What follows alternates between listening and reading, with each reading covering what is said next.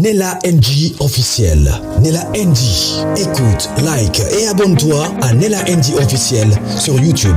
Nella NG officiel. Pour l'actualité musicale congolaise, art et divertissement, écoute la voix d'or. Nella NG te dit toute la vérité. Et Rana Prince Bakali. Non. Boete. Ba yeli peniel au dose. Il y a analyse. Non.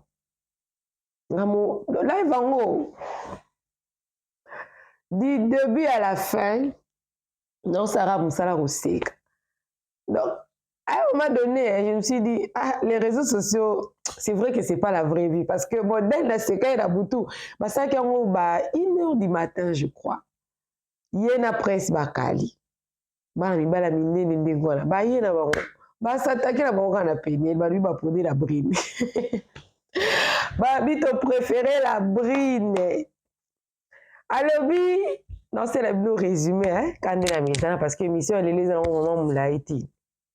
Bah, lobby, famille va peine, va payer ça qui ferait un Mike cadeau empoisonné. Bon, on a un bi qui peine à bala vierge.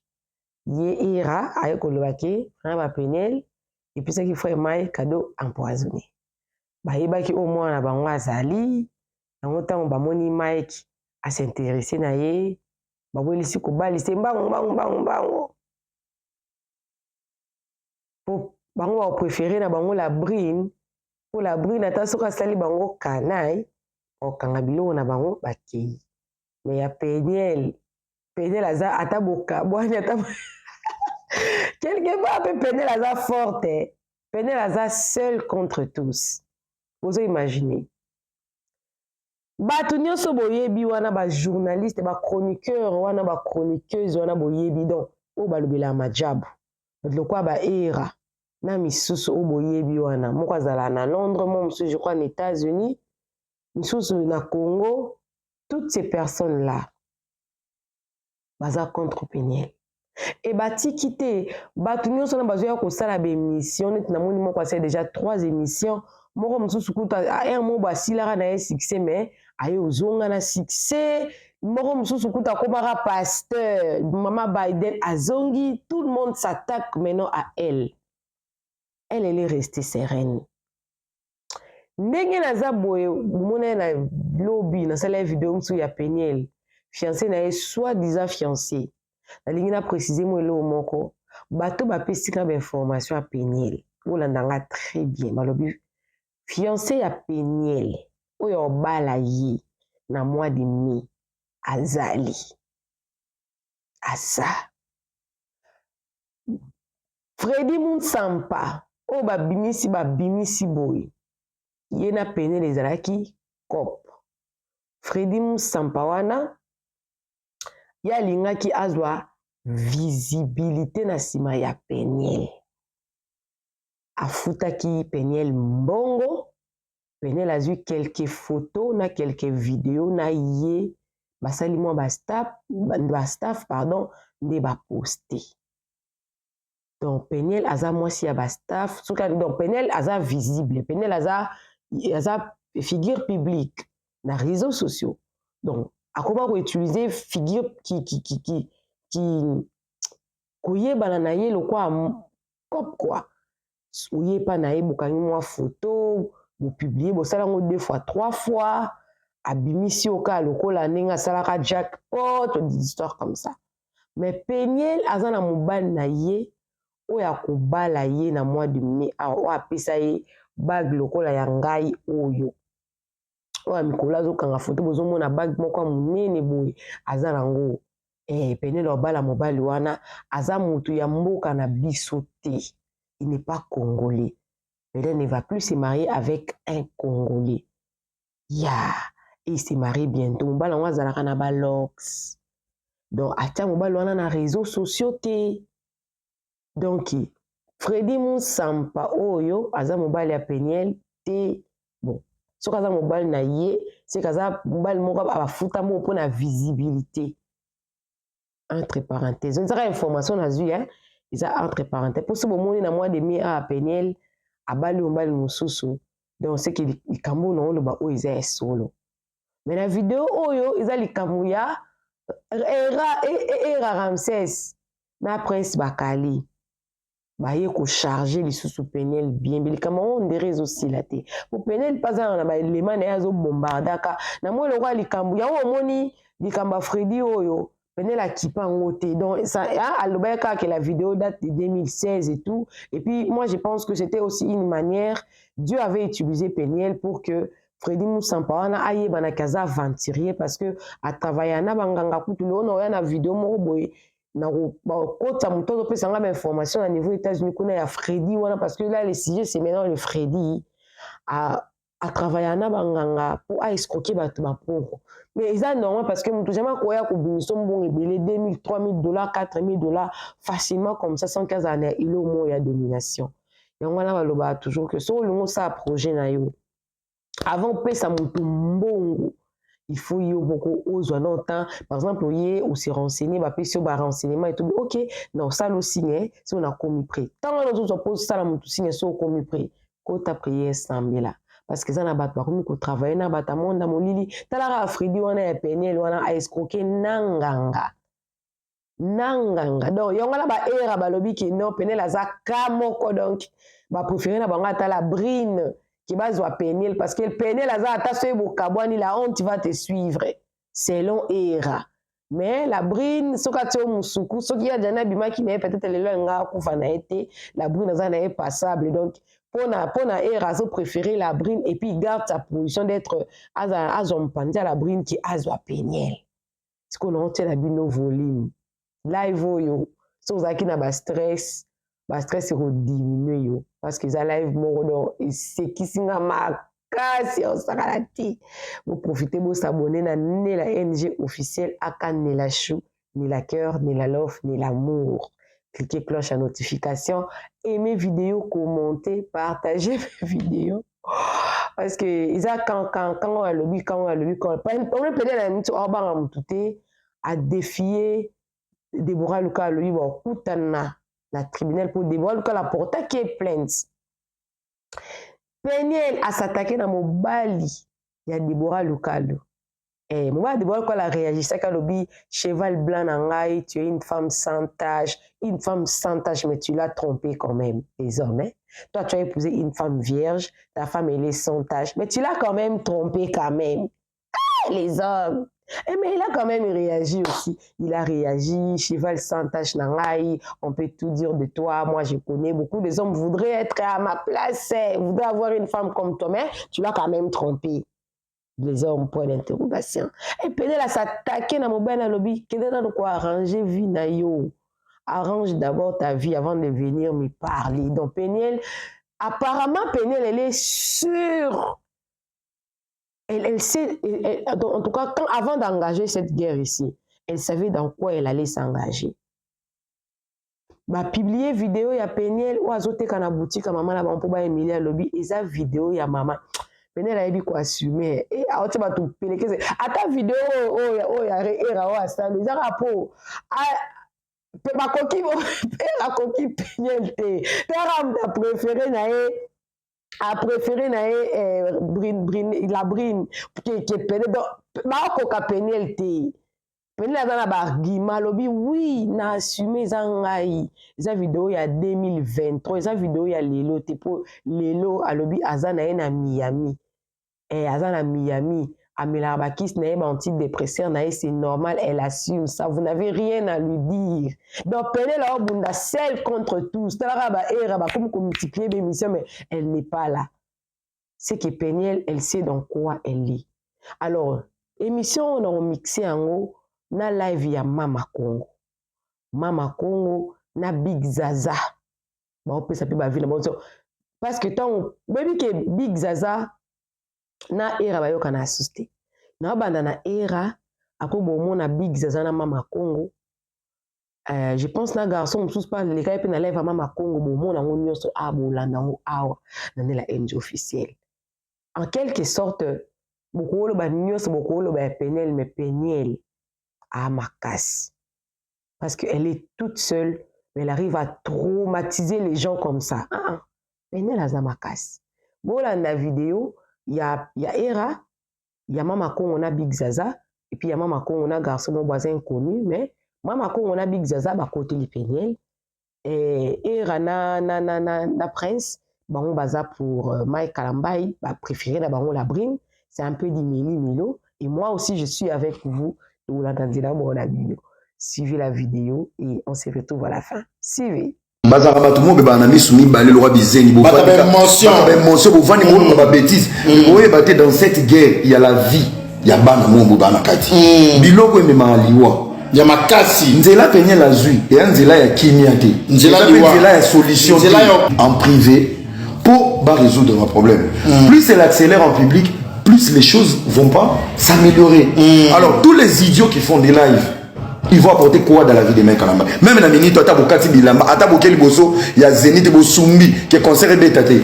Vous n'allez pas résoudre le problème des peignets. Ça veut dire que vous êtes des hypocrites et des malades. La meilleure façon à faire, si vous peignez la commune à niveau, à la famille, c'est que à longue famille, à longue parrain, à longue papa, à longue maman, papa a pasté. Pour attendre une réputation à papa. À longue ex-mari.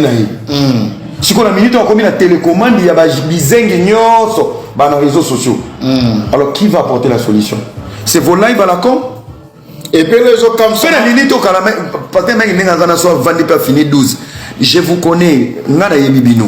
Boyaka 2 semaines pour vous en actualité. Quelques temps après Bousoba.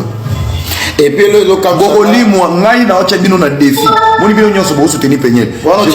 Je voulais voir des têtes. Il y a des gens qui ont soutenu Peignel. Namon a taillé l'ongia moutou moko bo kanisa ba 1000 Peignel on est avec toi. Zombongo boko pesa mongo te bo pesa ka soutien bilobela na bete lo lisolo. Papa moko boye azara na Saint-Étienne. Azongi Kinshasa ke zoba na grande sœur na eni balé ya basi.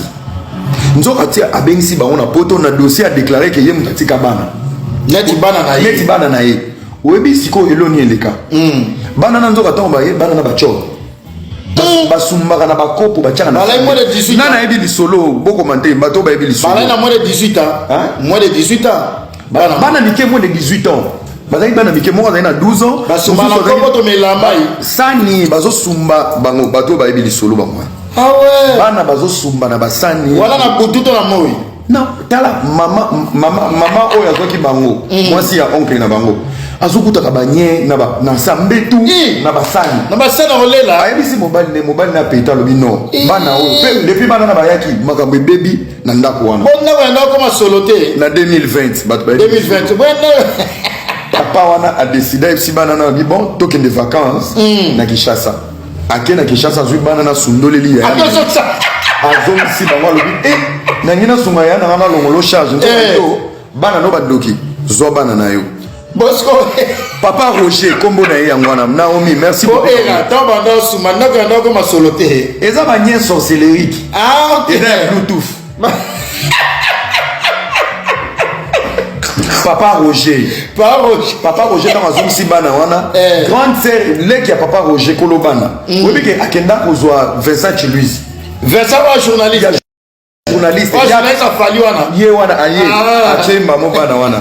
On est tous aboyés, bah reflet mana, bazan école, botan arabe, na Saint-Étienne, bah congolais, au moins ils disaient l'union sur le soutenir les peignets, bah banda ba live, bande koto se mobiliser, oh la bala, bana o bazo sumbananda kunote, mutamemi ba wa kezo, les Congolais, tala, j'avais émotion, oui biki, non, peuple, na mona peuple à zoba, vous savez là où il y a la bêtise, c'est là où il y a les hormones et les organes de tout le monde.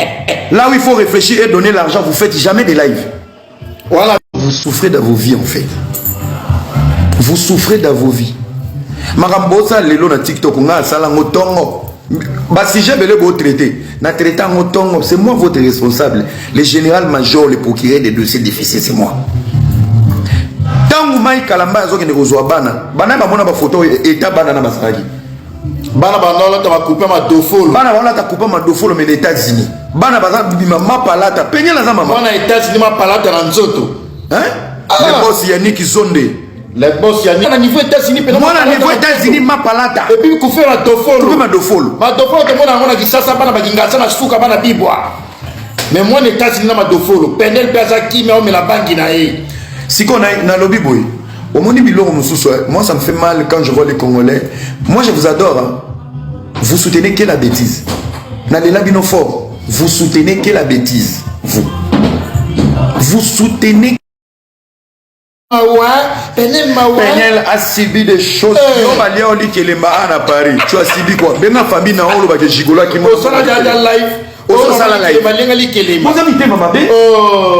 Bazoyi babino ba monga makelema bazoli abino monga bana ozwi biloko pesi mobala ke na en Afrique apesa mo mwasi mususu mais au sala la live de yoana je suis avec Peniel je suis bandana no vendre la vie na oyo moko tu vas pas le faire et puis bon ça peut pas commentaire ba oseka tu vas pas le faire bato ba rien à faire oyo na bien boza bandoki c'est que tu es incapable de faire pour ta propre vie et pour les papas de tes enfants mais tu soutiens l'autre à le faire en sachant que tu vas jamais le faire. Ma Penel est télé, ça. Ma mini baba Penel, franchement. Si on a minito Bouvandi na binope, Adjo Adjani, salut mon ami. Bouvandi na binope, je suis Peniel. On n'est pas contre Peniel. Mais est-ce que la démarche de Peniel est une démarche louable? Est-ce qu'ils ont louable? Une question en tout. Vous savez, nous avons dit parce que mec à la maille. Vous m'avez dit ma bêtise au Boussalo. Na minito, Peniel est américain. Zoa billet qui est na Kinshasa, ça la biso live na Kinshasa devant porte à maille à la maille, baboyo ko tsomo na bana. Voilà. Et bien la merde des choses au Peniel. On vous manipule. Voilà. On ne veut pas que je voie mes enfants, je parle à mes enfants. Mais écoutez les amis, bana wana ba pesa ba au téléphone. Mais bazan a droit parce que bana bazo tanga. Bana déjà baza traumatisé, papa musika, maman musika. Vous ne savez pas les conséquences. D'abord il y a divorce. Mais divorce il y a nini, il y a moi, il va voir tout ce qui se passe sur les réseaux sociaux. Donc, Peniel a droit au bimana jackpot. Peniel a droit au mela 20 na deniles. Peniel a droit au yela biso bibala ba yupi. A droit de deniles sa pese ba cop. Ba pese ba cop. Mais laissez l'autre vivre sa vie. Biso ton dimi. Oui bige. Na ina te. Yesu Christ a qui bona ba mabe. Ba disqualifier. Pour qualifier biso. Biso to minima ikalamba ina mabena. Na mabena Siko. Ne jugez point. Ton début, il n'est pas sain. Voilà. Au moins, en voulant trop nuire une personne, on perd de la raison. Au départ, tu vas appeler ça à Peniel raison. Nani Peniel a tenu qui conseille à pasteur. Peniel a tenu conseil à papa Bananaï.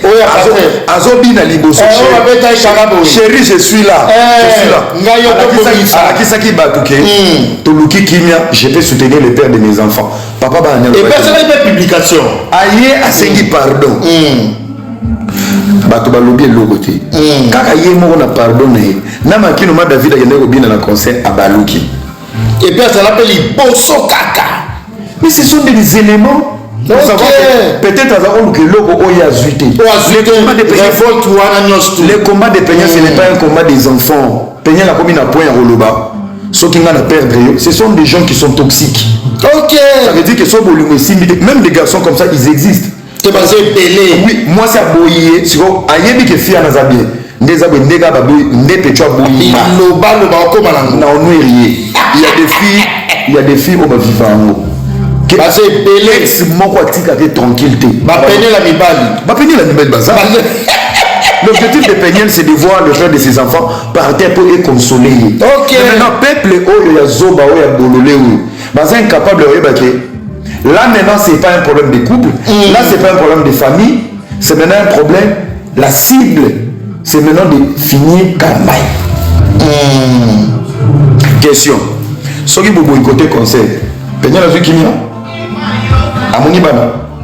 Et c'est raison na vie. Alors Gabini, Batentenya Sobo ça la campagne ya boycott ya conseil. Ce qui concerne na même biso moto décider toi annuler.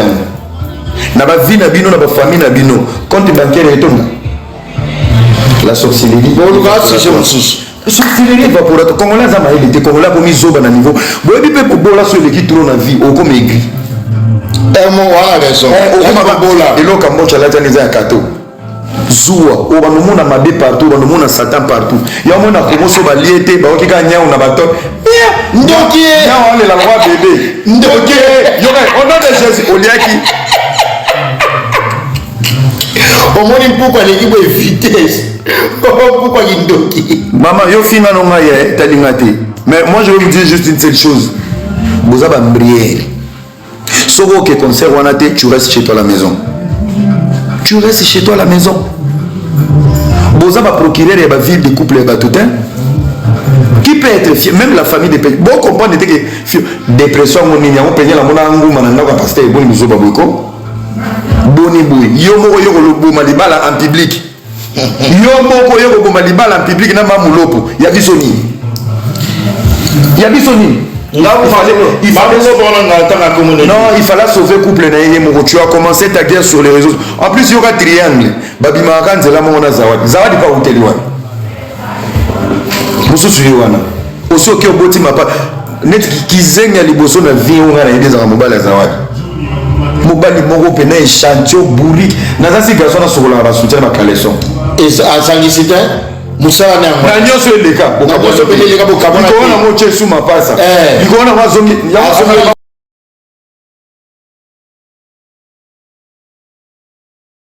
Continue garçon avec étranger. Mobala Zawadi mo. Mobala Zawadi penaza pena obalo na Swahili bumbafu. Zawadi on est à la mona ba Tanzanie. Azana ba sekele ba côté on. Et puis le comme ça va bien penel warrior. Pour Nino. Évidemment, les bilans, na le bilans. Bon, penel wa. Foche. Te, au morning là hier, tala, pour ça les Nzambi ana ba sacrifice. Une question. Nazomi no ngamona na mi pesa no body. Tu sais combien de personnes vont vendre là dans les réseaux sociaux? Et la fioto. Nasila. Atam kete. Nakendai. Ozatu. Maloba na bien kendai. Je m'en fous.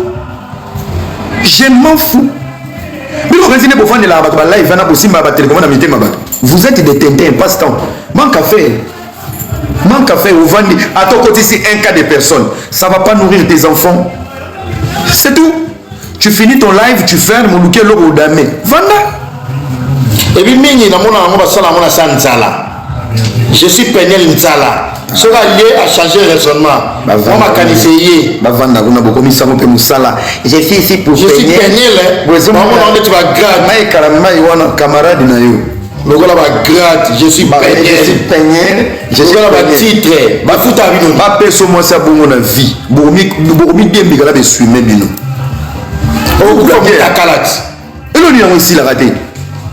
Film à Yesu ici là, na film à porno ici là, ni na ici là raté ni mon angai. Yo moko boma di bala en public. Yo moko OK, j'ai fait ma vie. Mais il était pasteur mais il était mon pené baraté la nanga pené la kanisa ka Rihanna bi. Mais ça la ka bongoté. A kosa ka en anglais. Darling. Pasteur you bring English. Comment il va traduire en français en anglais? Au kantamona malam. Pasteur Mike basimbi ça une touche. Vandanae. Basimbi ça une touche. Omoni Penyel avec moi na mon boy famille zolo ka se débarrasser naï. Donc on va venir passer maman c'était yoza musena nzambo ya ko pengwa bala embala monzo kazunde yukuzuna. Nga pena Penyel na la brine a préféré la brine. Nga na zui la brine. Nga na zui pe la brine. Na zui la brine. Nga pena na zui la brine. O makambo la brine na sala nga na ozabilo na kimi. Na kimi na nga mais a Penyel te. O kufa double. Parce que Penyel azaja basi il faut zobali ya païen. Ba Penyel ko Penyel a roi thermomètre la meko bonzambe. Te ba Penyel faut so ba pomba di sasa. Penyel il faut faut bien pomba ba général wana. Yo beto le gars na beto di kofi yo. Yo ba enote ba Penyel américain.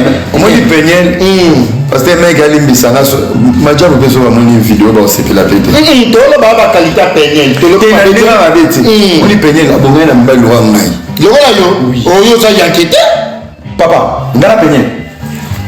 Moi c'est de Gisabo mané tu vas pomba à tweeter. Oui, et là on tu ko tweeter lelo. Penyel a lobby nazotani la bino. Penyel a lobby c'est Penyel a lobby c'est Madjabou qui avait payé les anges au ciel pour régler le soleil à 32 degrés. Donc moi je dis qu'à 32 degrés Madjabou te fouta.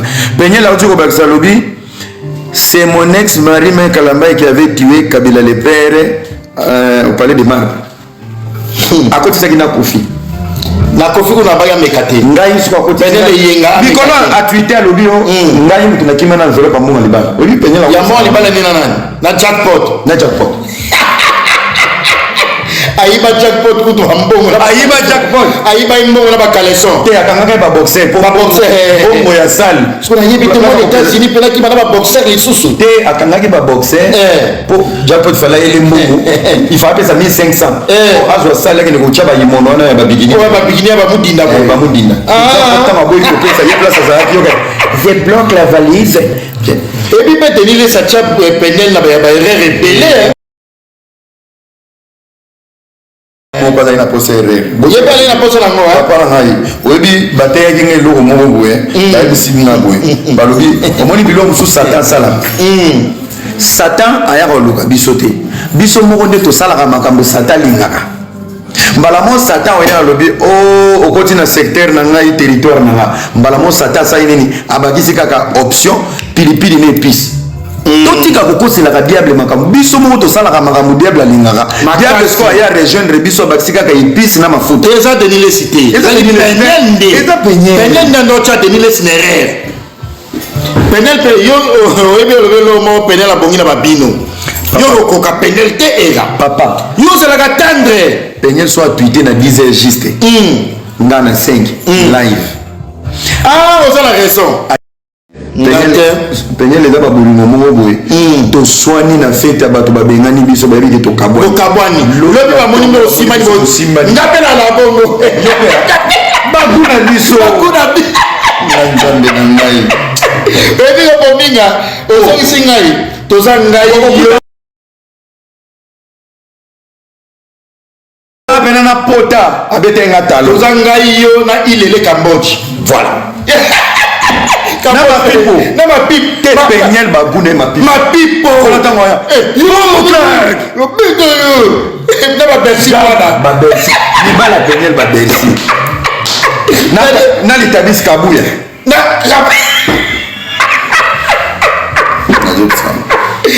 bobiga na kabuya litabisi bakuya penyel nazoyebisa ye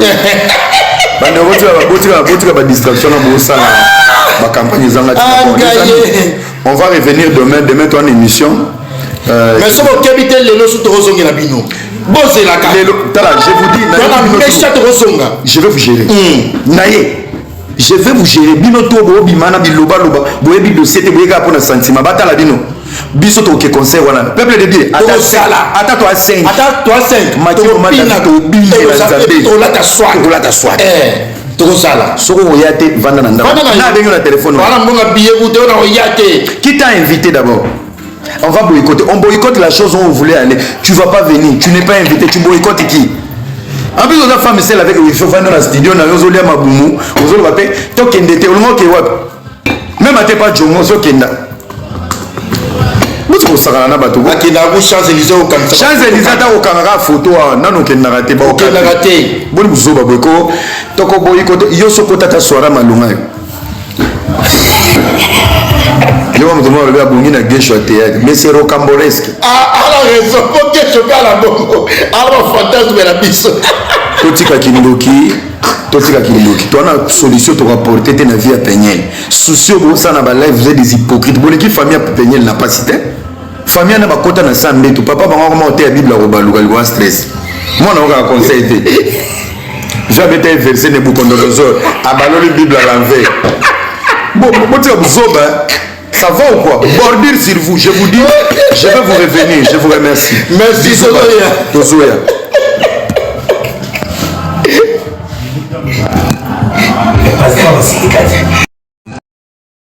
ntango baproblème ya batapote ezalaka nalanda baintervention malheureusement nazwa temps pe courage ya koremercie te mais merci beaucoup merci mère merci na mosika na apreciaka merci mère merci awa nayoki ozokende nango mpena très bien lelo na ntongo nasalaki poste moko makambo ozoloba na communauté na biso fanatisme eleki trop c'est dommage que bapasteur oyo nyonso tu toza na bango na Congo na groupe wana oyo ya bachrétien na te kombo nango soki ezalaka nini bazokoka kosilisa scandale oyo ya personnalité oyo lokola Mike Kalambai na Penyel c'est très dommage que Batou bazo tenir même pas compte na bien-être ya bana on a mis balé. Batou bazo soit le cambo le mais ils oublient que sur la toile rien ne s'efface. Un jour bana ba rokola ba romona ba live au nyonso, ba romona ba scandale au nyonso et ba retourna ba parents na bango. C'est dommage que la diaspora et même la communauté congolaise na mboka mutu mon côté azozwa courage ya aussi lisali kambo. Pasteur, bon, moi je dirais que Mike Kalambai, ceux qui avaient tiré à mon profit pour la promotion à ma concert naé, non pour la musique naé, et ça dommage, et ça bad. Il y a un jour où on a biso où on douté même na l'église na biso ya mboka. Si vous qui bon zambe ya moi ça wapi. Tant que moi si à cause de la casa na ma belle-mère, mais moi je suis à beauté bana. Peu importe, l'iboma nae tout folie nae, tu dois toujours protéger pour l'intérêt à bana. Parce que bon, yonaye boboti. Et malheureusement, comme on l'a mis dans la bantou, comme on l'a quand la importance, il y a vie, mais dommage dans la situation où tout le monde a dit bon mototé et pas à Mike. Et ce qui est dommage, c'est que c'est toute la communauté qui est derrière Mike. Et bazol n'a pas bimisa, Penel liboma. Mais cette femme n'a pas propos naïbelé. Tu sens qu'il y a aussi du vrai. Maman ni n'a pas écarté n'a pas naïe pendant tant moulay. Maman ni vraiment olinga za na ba nouvelle ya bana naïti. Maman ni a revivre le wanenge wana. Et le bateau bazoya, bazo soutenir des marches wana. Ma béni au moins si on sali pour la écarter et puis sanctionner la pembe ni banana.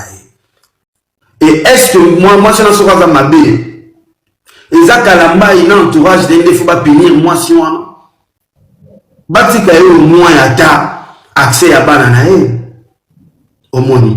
Et les gens qui viennent sur la toile pour nous en faveur il y a Peniel et il y a Mike Kalamba aujourd'hui il y a beaucoup de réalités que la plupart sont rémunérés. C'est ça. Ils ne le font pas gratuit. C'est l'argent qui la pousse à faire ça. La plupart sont rémunérés. Et bateau, bazo lima. Kozwambon. Pour nous défendre l'individu Mike Kalambai, sans pourtant tenir compte qu'il y a deux êtres innocents qui sont entre ces deux personnes-là. Est-ce que ceux qui bango banana bango va vivre situation ya boy, va vivre va ressentir en et c'est là où... Ma modérateur n'a pas commentaire. J'ai besoin de commentaires s'il vous plaît.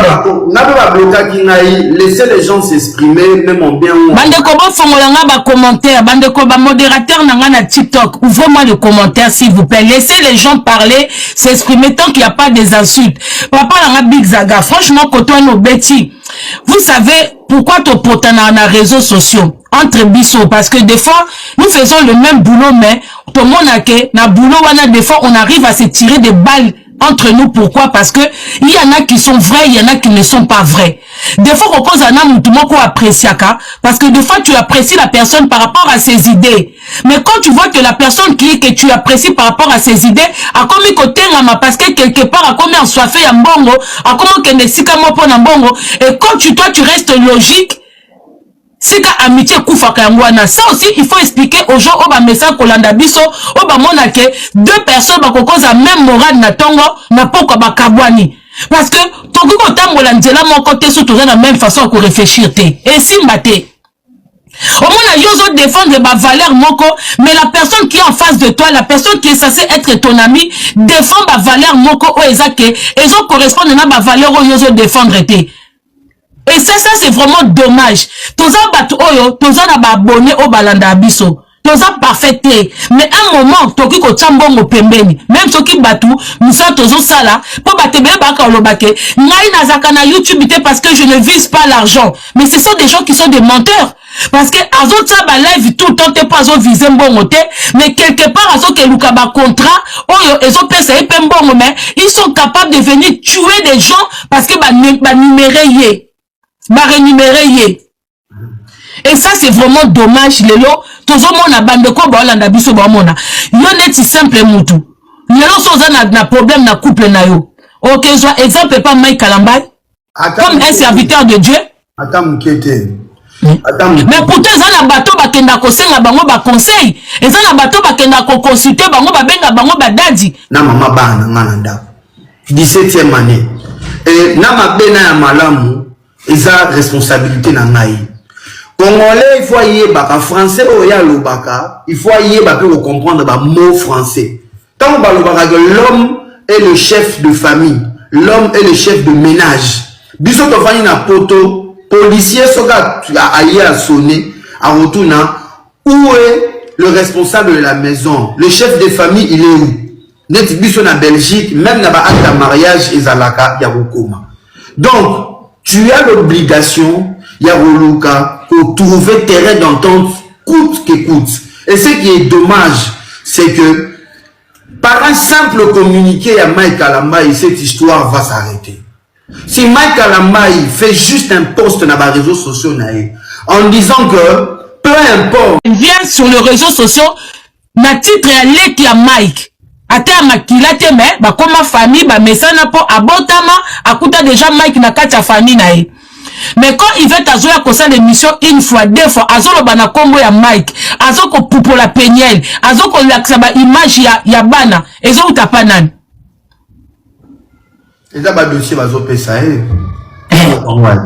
sikoyo ndeti yo boza na problème na mama bana na yo leki mazwa ko finga mama ya bana na yo eza ndeti azo finga yo moko te. Mais bien sûr c'est ce que les gens ne comprennent pas. C'est ça. Même Yemoko Mike étant que Mobali il faut que ça batte on a pas que de golobana comme parce que et surtout il y a ça Muluba bazala ba vrai papa baluba bazona na dignité à bana nae nanzela o ya lekani balingela ngo aventure te. C'est là où problème les ozala ozomona ke banoko ango malgré ba bible bazana ngo na maboko na malgré ki bonzambe na bango ils n'ont encore rien compris de la vie. Ils n'ont encore rien compris de la vie parce qu'un homme ne peut pas accepter que et salement. Moi si oya botelio bana nazo banelo mère peu importe faculté mentale nae to peut-être faculté éducative nae okoki jamais kolinga mutali banda afingae ba espagnol balobaka lo moko ba espagnol bazana d'âge moko balobaka papa na ngai na maman na ngana mwasi na ngana mwone na droit au fin na bango biloté. Donc tu ne peux pas laisser Batou baba na fin et la rayo mwasi o yo goti. Je peux encore comprendre ce que moi Elisabeth morobe to moi tizana morobe mais quelqu'un o yo apesi yo bana et des enfants qui portent ton nom. Il y a un sérieux problème mère. N'est-ce que zo mona ke ba massa wana ya ba pasteur. Bonga ba massa ko biso tout ba na série 8. Ils n'ont rien compris de la vie. Ils n'ont rien compris. Et c'est dommage, les fanatismes qu'il y a derrière. Les fanatismes qu'il y a derrière, les bandits, tous ces gens-là alimentent ces manques de valeur et ces manques de responsabilité. Parce que ça, c'est de l'irresponsabilité. Et ça, vous êtes irresponsable. Donc, la grandeur n'a pas. Et moi, si moi, si Azoya Goloba, Yvette, moi j'ai juste envie de dire, hein, à ce que je comprenne, cette dame n'est pas mariée, la dame Yvette. Et moi je lui poserai la question, Madame Yvette, Yobala, Okutana na Mike na vina, Mobali Yoro la Mike, à agir na yo de la sorte. Te retraiter le dossier non à toile. C'est ce que les gens ne comprennent pas. On peut être fanatique. On peut, mais il faut que moi limite mon boye qui bon moto ezala. Les gens na likambo ozombo na congolais, ba congolais belé qui bon moto ezali souté mais qui bon moto ezali souté. Comment likambo ça va faire 4 ans yango likambo yo ezo sila akate. Et puis likambo eza causé par bateau ba belle la Jésus tous les jours. Ce que biso ba païen, laissons nous te retirer na simana bango. Papa Langa, quand les gens disent que Peniel à un moment est calculé par Mike, mais Mike aussi à un moment il ne calculait pas Peniel parce qu'il n'avait pas de disque sur la toile. Il n'avait pas de concert ni de projet. Mais dès lors, a commis un projet à Stade des Martyrs, dès lors, a commis un projet à Zénith, il n'y a pas eu que tout le monde la peigné. Donc, ça dit que lui aussi, il tire davantage, il y a cause de polémique, na maman banaï. Ce qui est triste, hein, c'est que dans le cannabis, il n'y a pas de véritable misal na nzambe. Il faut que les gens ils comprennent ça.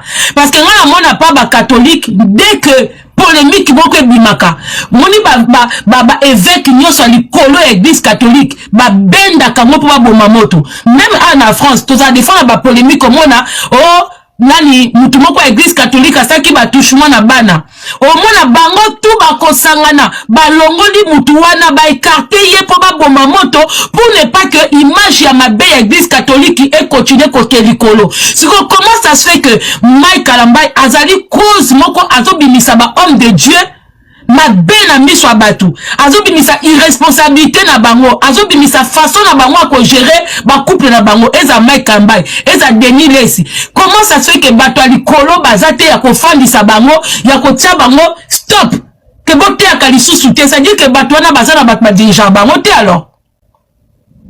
Non, ils n'ont personne.